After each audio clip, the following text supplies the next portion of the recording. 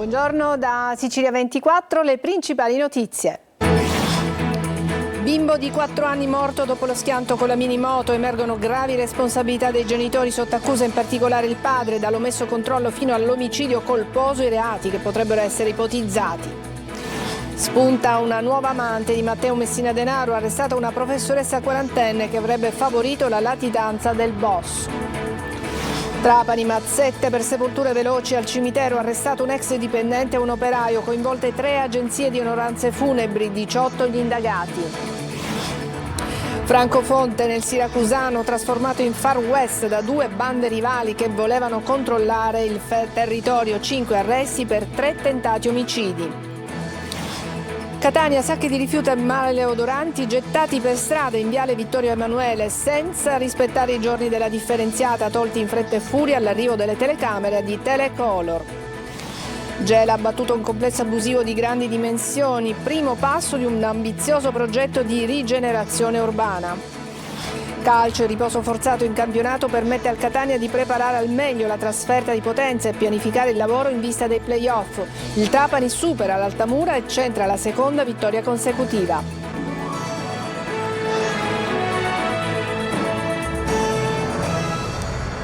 Bentrovati. In apertura lo schianto avvenuto a Palermo da parte di una minimoto e la morte di un bimbo di 4 anni. Ancora tutta da chiarire la dinamica dell'incidente che è costato la vita al piccolo Thomas.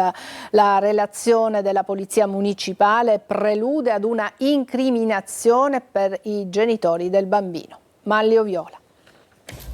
Rischia un'imputazione che potrà andare dall'omesso controllo fino all'omicidio colposo. Il padre del piccolo Thomas Viviano, morto a 4 anni dopo quasi 5 giorni di agonia, dopo essersi schiantato con una minimoto contro un muro nel quartiere palermitano di Bocca di Falco. La relazione della polizia municipale non lascia molti dubbi sulla presenza di responsabilità oggettiva da parte dei genitori.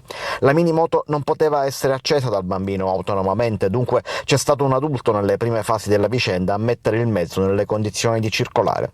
Sulla stessa minimoto erano state montate rotelle laterali del tipo usato nelle biciclette per l'infanzia per insegnare ai bambini l'equilibrio sulla bicicletta, rotelle non previste certamente per un mezzo del genere. Ancora, la minimoto non poteva circolare su strada, quindi nella migliore delle ipotesi c'è comunque l'omesso controllo sul minore da parte della famiglia. Intanto è stata restituita alla famiglia la salma del piccolo Thomas, morto all'ospedale dei bambini dopo vari tentativi di salvarlo. Il tutto per organizzare i funerali che dovrebbero tenersi in questi giorni. La notifica ufficiale dell'atto di imputazione potrebbe arrivare soltanto domani o addirittura mercoledì, dopo la celebrazione delle esequie. Riservano nuove sorprese le indagini sulla latitanza di Matteo Messina Denaro. Spunta l'ennesima amica, amante e favoreggiatrice. È stata arrestata una professoressa di 40 anni. A incastrarla la gelosia dell'amante storica del boss. Lorena Dolci. Una massa di capelli scuri e occhiali neri lei, cappello e foulard rosso al collo per lui. Una coppia di amanti che si incontra furtiva. Ma quell'uomo era ancora la primula rossa della mafia, Matteo Messina Denaro. La donna è un'insegnante di matematica in un liceo di Mazzara del Vallo, Floriana Calcagno, per i magistrati che ne hanno chiesto l'arresto, amante e favoreggiatrice del boss. Il suo nome era entrato nelle indagini all'indomani dell'arresto, quando lei stessa aveva detto di averlo incontrato una volta sola. Ma le indagini del Sisco e del Rosso, coordinate dalla Procura di Palermo, hanno ricostruito una frequentazione ben più assidua e importante. A incastrarla una serie di appunti trovati nel covo del capomafia e le lettere della sua amante storica, la maestra Laura Bonafede, che con la sua gelosia conferma il ruolo dell'avversaria, indicata con una serie di soprannomi. L'altra era Handicap, Acchino, Sbrighisi, mentre la vivendiera Lorena Lancieri la indicava come gatta morta. Ma la maestra riferiva di averla vista uscire dal covo, dritta come un palo e con una Louis Vuitton sicuramente regalata da te, scriveva al boss. Regali borse come distintivo, sbottava? Amante, ma non solo. Floriana Calcagna, oggi quasi cinquantenne, avrebbe avuto un ruolo decisivo negli ultimi mesi della latitanza del boss, sia come staffetta, sia come postina nella consegna di qualcosa di importante. Dall'estate del 2022, quando la malattia del boss era ormai conclamata, i due facevano vita normale, lui la prelevava a scuola, le videocamere li hanno ripresi insieme sull'auto, si spostavano da un comune all'altro, andavano al ristorante. Non regge la difesa della donna di non aver saputo chi era quell'uomo che si era presentato come medico in pensione. Floriana Calcagno, infatti, è la nipote del capomafia Francesco Luppino. Per i magistrati, dato il contesto familiare, non poteva non sapere la vera identità dell'amico. Donne devote e uomini determinati a proteggere gli spostamenti del boss. Sono tante le condanne che nel tempo si sono susseguite per i fiancheggiatori di Messina Denaro. Sentiamo Roberta Lunghi. Gli uomini che fungevano da prestanome, autisti, medici, vivandieri, postini, e le donne, quasi sempre amanti, capaci di ascoltare, proteggere e molto probabilmente a conoscenza più di altre figure dei segreti del boss. Il quadro dei favoreggiatori di Matteo Messina Denaro si allarga dopo l'arresto dell'ennesima figura femminile, l'insegnante Floriana Calcagno. Con le donne la pagina rosa di una latitanza vissuta spesso alla luce del sole, come con la sua cocca, una donna di Campobello di Mazara che non risulta indagata. Con lei pranzi e cene tra Trapani e Palermo, soggiorni in resort alla Daura accanto a Mondello. Non sapeva chi fosse davvero, disse agli investigatori, ma qualunque cosa gli chiedessi lui mi aiutava perché conosceva tutti.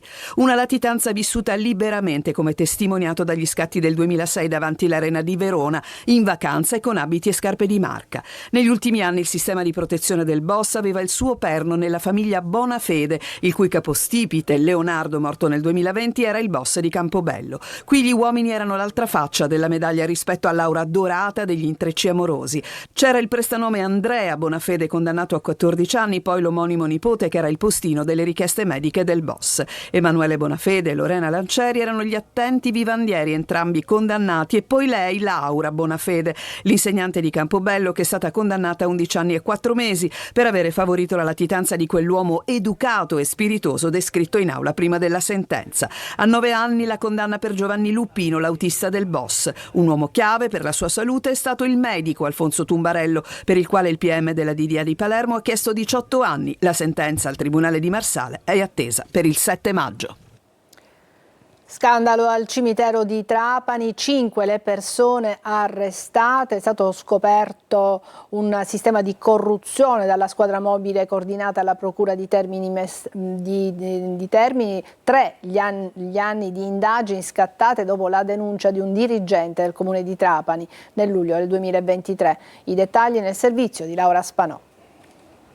Il cimitero di Trapani era diventato ormai il suo feudo, immanente è finito l'ex necroforo assieme ad un suo fidato collaboratore, mentre è stato disposto il divieto di esercizio per il titolare di 3 agenzie di onoranze funebri della città che avrebbero goduto di una corsia preferenziale nella gestione dei servizi. È quanto scoperto dagli investigatori della squadra mobile di Trapani, coordinata dalla procura al termine di una complessa indagine scattata nel 2023 dopo la denuncia di un dirigente comunale. In totale sono 16 le persone indagate, le accuse corruzione e concussione. Secondo gli investigatori, nel cimitero a dettare legge era il dipendente comunale, gestendo le tumulazioni e le stumulazioni a proprio piacimento. In alcuni casi i cittadini venivano costretti a pagare per ottenere una sepoltura rapida per i propri cari, pretendendo il suo compenso, definendolo cinicamente il caffè per il necroforo. Le indagini hanno documentato anche la gestione opaca dei loculi comunali. Grazie ad una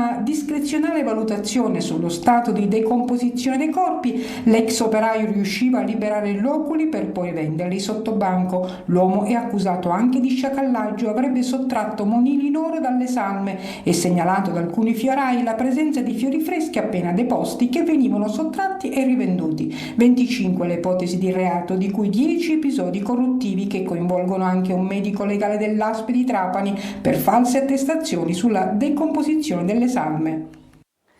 Adesso andiamo a Francofonte, nel siracusano, trasformato in Far West da 2 bande rivali che volevano controllare il territorio. 5 uomini sono finiti in manette con l'accusa di 3 tentati omicidi. Luca Ciliberti.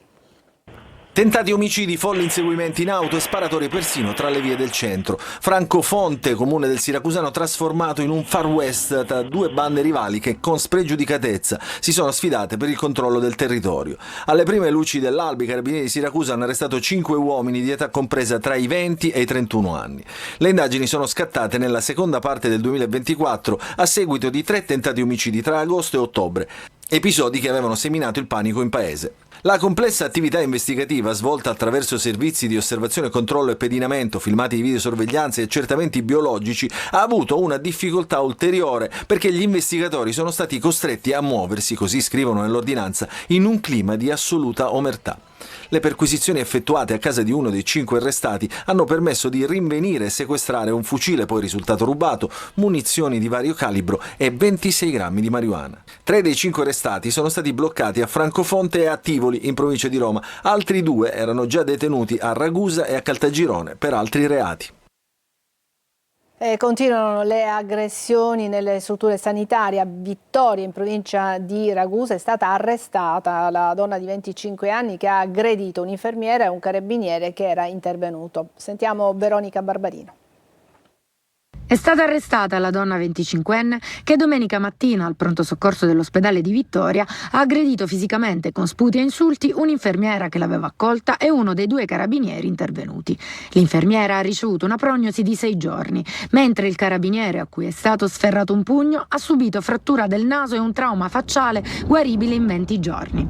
A poco tempo dall'aggressione in guardia medica di Ragusa al medico di turno, ancora scene di Far West nelle strutture sanitarie della provincia Iblea. Gli operatori sanitari sono ormai stanchi di subire continuamente violenza da parte di esagitati che non riescono a capire che siamo a servizio della cittadinanza, siamo a servizio dell'uomo. Noi continueremo a batterci per avere un posto fisso di polizia in ogni presidio ospedaliero, perché questo potrà essere sicuramente sia una tutela per i lavoratori della sanità e sia un deterrente per i violenti. Anche i vertici dell'ASP ragusana condannano il gravissimo episodio di violenza, ribadendo che nessuno può rischiare l'incolumità fisica nell'esercizio della propria funzione. E adesso vi documentiamo quello che accade spesso a Catania. Siamo stati in Viale Vittorio Veneto, dove vengono gettati senza rispettare la differenziata e i giorni soprattutto della differenziata dei rifiuti. Abbiamo scoperto dei sacchi maleodoranti gettati proprio in Viale Vittorio Veneto, ma all'arrivo delle nostre telecamere poi qualcuno in fretta e furia le ha tolti. Sentiamo Tonino De Mana. Prima, durante e dopo. 3 scatti ed una certezza. A Catania l'anarchia si può sconfiggere soltanto con la repressione, ovvero facendo i controlli e conseguentemente multando. Le belle parole, gli inviti ad una città più pulita e le campagne anti-inciviltà non servono a niente. E la prova diretta e tangibile arriva da Viale Vittorio Veneto, trasformato in una discarica a cielo aperto con rifiuti di ogni tipo lasciati davanti ad abitazioni e negozi. È all'altezza della scuola elementare Rapisardi che si consuma lo scempio. Decine di colombe banchettano tra resti di cibo, in bella mostra cornetti e brioche, sotto lo sguardo indignato e disgustato dei passanti. Mentre realizziamo un'intervista c'è chi li rimuove. Perché sta rimuovendo questi rifiuti? Ma perché ci sono state lamentele e li sto togliendo. Ma li avete messi voi? No, questo non glielo so dire. Come? Non glielo so dire. E perché lei adesso di sua volontà li sta raccogliendo? No, io ho parlato di là e mi hanno detto di raccoglierli. Chi gliel'ha detto? Le persone che lavorano là dentro, perché si stanno lamentando. Sacchetti dentro, altri sacchetti e via di corsa per toglierli ed evitare probabilmente una sanzione. In pochi attimi è tutto pulito. È servita una telecamera, non quella della videosorveglianza, ma la nostra, per riportare ordine e decoro. Segno evidente che con maggiori controlli e un po' di attenzione tutto può essere risolto. Mentre realizzavamo l'intervista, qualcuno ha preso i sacchi e li ha rimossi. Evidentemente ha capito di aver sbagliato. Ma perché non lo facevano prima? L'umido non si butta il lunedì, c'è la giornata preposta per buttare l'umido. Pertanto qual è il problema? Se poi non lo raccolgono, c'è il numero verde di Gema, chiamano e lo vengono a raccogliere, come il cartone. È tutto regolare, qua invece si cerca di creare sempre più problemi a questa benedetta zona della città. Montagne di spazzatura invadono le vie Milano, D'Annunzio e Scamacca, dove i marciapiedi sono quasi off limits. E adesso andiamo a Gela. Con le ruspe in azione nel cuore di via Umbria parte un ambizioso piano di rigenerazione urbana che punta a restituire dignità a un pezzo dimenticato della città, dall'ex scalo ferroviario ai resti di un antico santuario, un viaggio tra legalità, memoria storica e futuro sostenibile. Gerry Italia. Ruspe in azione in via Umbria, dove è stato abbattuto un complesso abusivo di grandi dimensioni, primo passo di un ambizioso progetto di rigenerazione urbana. L'area coinvolta è quella di via Falcone, dove un tempo sorgeva lo scalo ferroviario cittadino, uno snodo logistico oggi abbandonato ma al centro di un piano di rilancio che punta su cultura, verde e memoria storica. A seguire l'intervento il sindaco Terenziano Di Stefano e il procuratore generale Fabio Danna insieme ai vertici delle forze dell'ordine. La prima importante esecuzione immobiliare che facciamo ai danni di un immobile con la demolizione dell'immobile è solamente il primo passo, speriamo che sia il primo di tanti altri passi per restituire alla collettività gelese degli spazi che gli appartengono e che sono sottratti in maniera indebita. Con i 5 milioni di euro del programma Qualità Abitare, nella zona nasceranno un giardino lineare, spazi culturali e percorsi di visita per valorizzare l'area archeologica. Durante i recenti scavi sono riemersi resti archeologici di grande valore, un santuario del IV secolo a.C. e strutture murarie di un insediamento abitativo, un patrimonio finora rimasto nascosto sotto l'incuria. Come amministrazione comunale abbiamo detto in campagna elettorale e lo stiamo portando avanti. Questo coincide anche con il finanziamento del PNRR per la riqualificazione dell'area dell'ex stazione ferroviaria che termina proprio qui, dove sorgerà una piazza a disposizione di tutti i residenti del quartiere e non solo. Quindi con la legalità ridiamo gli spazi ai cittadini. Un intervento atteso per quasi 15 anni, ma adesso, dove c'erano cemento e degrado, torneranno storia, identità e bellezza. Adesso una breve pausa, poi parleremo della partita del cuore che si svolgerà a Catania e anche di un concerto molto particolare. A tra poco.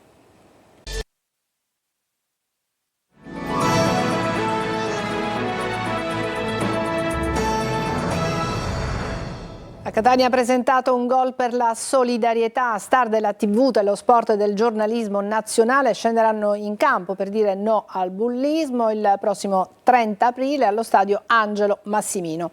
Desiree Ferlito.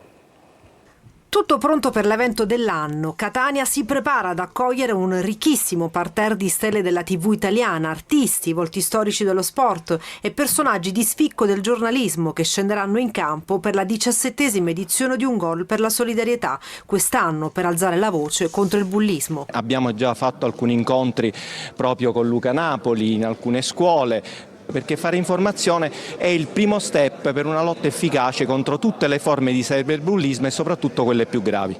Un evento ormai riconosciuto a livello nazionale vede la città protagonista, una Catania che aiuta Catania, forte è il messaggio sociale dell'evento ideato da Luca Napoli, importante il fine benefico. Come lo scorso anno, parte dell'incasso derivato dalla vendita dei biglietti già sold out da diverse settimane sarà destinato alla Caritas diocesana. Ricordarsi di tutte le varie marginalità e a favore di queste anno dopo anno cercare di creare risorse che si adattino. Prevista sugli spalti la presenza di 18.000 spettatori. Saranno i giovani insieme a tantissime famiglie a riempire gli spalti del Massimino il 30 aprile. L'importante messaggio di Un Gol per la solidarietà anche quest'anno è rivolto a loro. È una festa per loro, vengono volentieri e hanno la voglia di dire noi siamo catanesi, perché Catania comunque fare 18.000 spettatori oggi in Italia con un evento del genere non si è mai visto negli ultimi 10 anni per questi eventi di beneficenza. Il primo match sarà arbitrato dal 19enne Diego Alfonsetti, il giovane arbitro vittima della vile aggressione avvenuta nel corso di una partita di calcio tra under 17, un episodio di inaudita violenza che ha caratterizzato le cronache nazionali. E adesso parliamo di musica. L'eleganza del jazz incontra l'esuberanza della lingua napoletana e il risultato è la musica coinvolgente di Walter Ricci, giovane jazzista napoletano che ieri sera ha registrato il tutto esaurito al Teatro Bellini di Adrano, pubblico entusiasta per lo spettacolo del carosone, così viene definito, delle nuove generazioni. Eva Spampinato.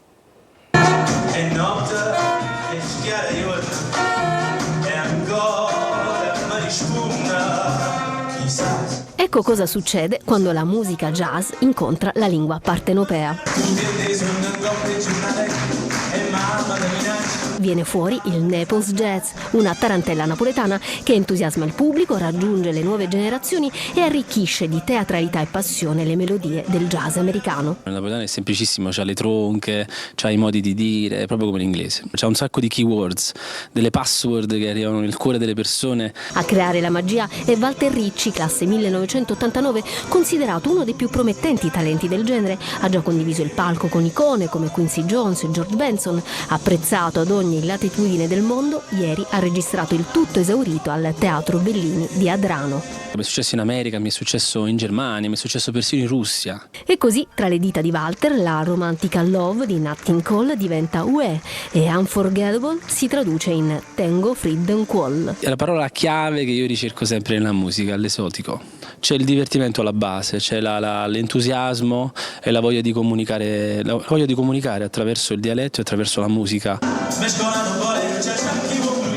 Ricci, il nuovo Carosone della generazione Z, riesce nell'impresa di traghettare come Caronte l'eleganza e l'importanza culturale del jazz verso i più giovani. Avere nel proprio bagaglio culturale, artistico, la conoscenza del jazz è una roba importante, un po' come leggere Shakespeare. Al via da luglio il nuovo tour e in autunno il nuovo album anticipato da La Freva, che abbiamo scoperto che anche in Sicilia a Freva, no, si dice. C'ha nuance d'oltreoceano, insomma, cubane, caraibiche. Adesso ancora pubblicità e poi parleremo di calcio, dei prossimi impegni del Catania e del successo del Trapani.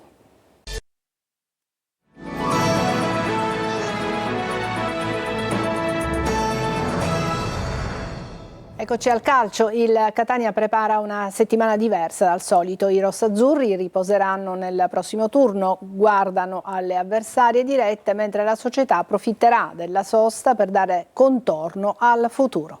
Marco Carli. Una pausa di lavoro e con l'obiettivo ben chiaro per la squadra, innanzitutto, che non giocherà nel penultimo turno di campionato, ma che non vuole perdere quello che è stato seminato finora, soprattutto in trasferta, ma anche per recuperare un ultimo importante tassello, Guglielmotti, ovviamente in vista di un graduale reinserimento. La prestazione a cava di Inglese, soprattutto in avvio di partita, fa capire che il lavoro svolto per portare l'attaccante alla migliore condizione in avvio di playoff sembra giusto. Con un ulteriore recupero la rosa sarebbe quasi al completo, in vista dell'ultima partita di stagione regolare a Potenza, dove tornerà Di Tacchio mentre sarà assente Quaini per squalifica. A proposito dei lucani, sia loro che il Benevento hanno vinto, il Potenza con la Casertana facendo fra parentesi un favore anche al Messina, i Sanniti invece in casa del Cerignola avvicinando ulteriormente l'Avellino alla promozione diretta. Potenza e Benevento si piazzano a un punto dagli etnei nella corsa playoff, ma avranno una partita in più con i lucani prima a Latina e poi appunto in casa col Catania e i campani col Trapani e poi a Giuliano. Tabelle che al momento non fa Toscano preoccupato più che altro di portare la squadra in clima playoff sia per condizione che per mentalità. La pausa servirà anche alla proprietà, come detto nei giorni scorsi, con la situazione Torre del Grifo, che sarà d'attualità probabilmente subito dopo l'asta, e con il DG Zarbano, che dovrebbe diventare ufficiale dopo Pasqua. Pausa importante dunque per tutti i settori del club. Il Catania prova a farsi trovare pronto per i playoff e per il futuro. Successo convincente del Trapani sul team Altamura, Kragel e Silvestri, gli autori dei 2 gol. Franco Cammarasano. Riconquista il provinciale il Trapani, dove non vinceva dal 1° febbraio. Lo fa a spese del team Altamura, alla 4ª sconfitta consecutiva e incapace di opporre una valida resistenza ai Granata. Partita e giocatori condizionati da un violento vento di scirocco, spettacolo non esaltante di conseguenza sul piano tecnico. Dopo mezz'ora priva di emozioni, il risultato si sblocca al 32esimo quando il portiere viola interviene erroneamente su Anatrello dopo aver respinto un tiro di Ruggiero. Dagli 11 metri trasforma il calcio di rigore il tedesco Kragel con un violento sinistro. Il raddoppio Granata appena inizia la ripresa ad opera di Silvestri, lecito a spingere la palla in rete sugli sviluppi di un calcio d'angolo. Reazione molto tiepida da parte dei pugliesi, rimasti in 10 alla mezz'ora per un infortunio di Granformina, dopo che erano stati operati 5 cambi. Per il Trapani una vittoria che ne consolida la classifica, evidenziando anche una certa crescita del sistema difensivo. Ci fermiamo qui, è tutto per questa edizione di Sicilia 24, continueremo a parlare di calcio con Anteprima Corner subito dopo l'edizione di Sicilia 24 che è appena andata in onda. Grazie per l'attenzione, buon pomeriggio.